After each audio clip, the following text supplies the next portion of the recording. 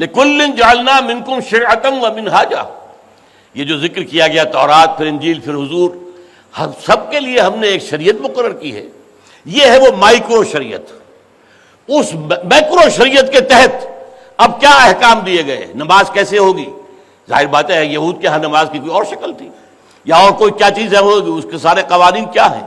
وہ ایک دوسری شریعت تھی، اور ایک شریعت محمد ہی ہے صلی اللہ علیہ وسلم. شریعتیں جدا ہے، منہاج بھی جدا ہے. حضرت موسیٰ علیہ السلام کا منہاج انقلابی نہیں تھا.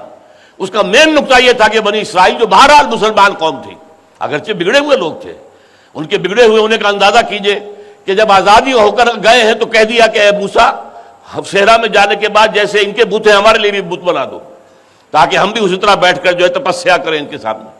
اور جب حضور حضرت موسیٰ گئے ہیں کوہ طور پر تو بچڑے کی پرستش کرنے والے، جو تورات کے مطابق 70,000 آدمی قتل ہوا اس جرم کے اندر، ارتداد کے اندر. تو اس اعتبار سے غور کیجئے کہ یہاں پر وہ دین اور اس کے نیچے شریعتیں مختلف ہوئی ہیں. منہاج بھی وہاں پر حضرت موسیٰ کا منہاج کیا تھا؟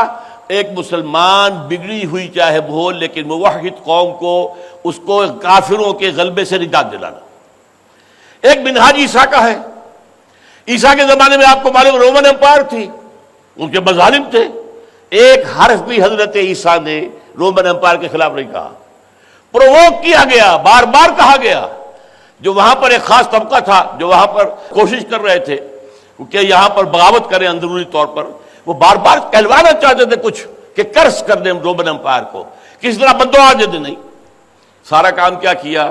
لوگوں کی اخلاقی اصلاح، ایمان کے حقیقی نتائج، ایمان کے وہ اندرونی کیفیات جن کی طرف آج تفصیل سے اشارہ کیا ہے احمد جاوید صاحب نے.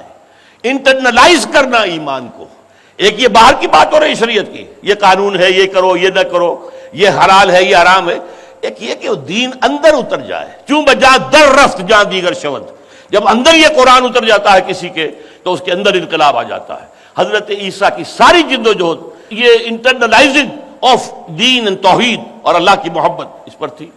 سیاست کا کوئی شمع بھی نہیں، یہاں تک کہ سلطنت روما کے خلاف ایک حرف نہیں کہا. حضرت محمد صلی اللہ علیہ وسلم کا منہاج انقلابی. اور وہ انقلابی کیا ہے؟ احمد جاوید صاحب سے میں معذرت کے ساتھ عرض کروں گا، اس کا ایک جو ہے اس کا کمپوننٹ بہت خوب واضح کیا، انہوں نے بہت عمدگی سے واضح کیا. وہ ہے انٹرنل، اندر ایسوٹیرک ایلیمنٹ، اندر ہماری ذہن اور فکر کی سوچ کے اندر دین داخل ہو جائے، دین اندر حاکم ہو جائے، توحید اندر غالب ہو جائے، توحید ہمارے وجود کا حصہ بن جائے. لیکن اس کے ساتھ ہی وہ انقلاب پھر یہ بھی ہے کہ ایسے لوگوں کو دعوت کے ذریعے، تبلیغ کے ذریعے، پھر تزکیے کے ذریعے، پھر تنظیم کے ذریعے سے بیعت کے بندھن میں باندھ کر ایک طاقت بناؤ، طاقت بنا کر باطل سے ٹکراؤ. یہ ٹکرانا جو ہے یہ شاید آپ کی اتنی توجہ اس کی طرف نہیں ہوئی ہے کہ ادھر حقیقت یہ سارا معاملہ کس لیے ہے. اورینٹیشن کیا ہے؟ ایک ہے تبلیغ تبلیغ تبلیغ تبلیغ کرتے چلے جائیے، پہنچ جائیے امریکہ تک، پہنچ جائیے جاپان تک، لیکن کسی ایک گاؤں میں بھی آپ اس نظام کو قائم نہ کر سکے. دنیا کہے کہ کون سا اسلام لائے ہو ہمارے لیے تو ہمیں پتہ نہیں بھائی، کئی کتابوں میں لکھا ہے کہ دکھا سکتے ہو دنیا میں؟ نہیں. یا یہ کہ کسی اور طریقے سے، ایک یہ ہے کہ اصلاح نفس کرتے چلے جاؤ، کرتے چلے جاؤ، تزکیہ کرو، لوگوں کو اندر سے مانجو رگڑو، کرتے جاؤ. یہ ایک خانقانی نظام یہ بھی دنیا میں رہا ہے، ایک کام ہے. لیکن محمد رسول اللہ کا کام کیا ہے؟ تبلیغ بذریعہ قرآن، یتلو علیہم آیاتہ ہی، اور پھر تزکیہ کہ اندر سے ساری امنگیں، ساری آرزویں ختم ہو جائیں سوائے اللہ کے دین کے غلبے اور اللہ کی رضا کا حصول اور آخرت کی فلاح کا حصول. کوئی اقتدار کی طلب، کوئی شہرت کی طلب، کوئی دولت کی طلب نہ باقی نہ رہے. اور پھر یہ ہے کہ ان لوگوں کو جوڑو، جمع کرو، طاقت بناؤ. اس لیے یہ جان لیجئے نظام کبھی وعد و نصیحت سے نہیں بدلا، کبھی نہیں بدلا. ہاں اخلاق بدل جاتے ہیں، کوئی نظام میں جزوی تبدیلی بھی آ سکتی ہے، ریفرمیشن کسی درجے میں ہو سکتی ہے، نظام نہیں بدلے گا. کیا بادشاہت کا نظام فرینچ ریولوشن کے بغیر دنیا سے ختم ہو سکتا تھا؟ کیا کمیونزم دنیا میں خونریزی کے بغیر آ سکتا تھا؟ ابھی مثال دی گئی ہے ایران کی، وہاں جانے دیے 20,000 آدمیوں نے جانے دیے، جانے دینے تو پڑیں گے. ہاں انہوں نے خود ہتھیار نہیں استعمال کیے اور ایران کی فوج کے خلاف، یہ بات بالکل مختلف ہے. جانے تو دینی پڑی ہیں، نہ تعلیم و تدریس سے، نہ تبلیغ سے، نہ تزکیے سے محض ان سے کام نہیں ہوگا، جب تک کہ یہ سارے کام اقبال نے جو ہے 2 شعر میں جمع کر دیے۔ واقعتاً میں حیران ہوتا ہوں کہ جب یہ شعر کہیں وہ کس جگہ پر ہوں گے جہاں سے وہ بات کر رہے تھے۔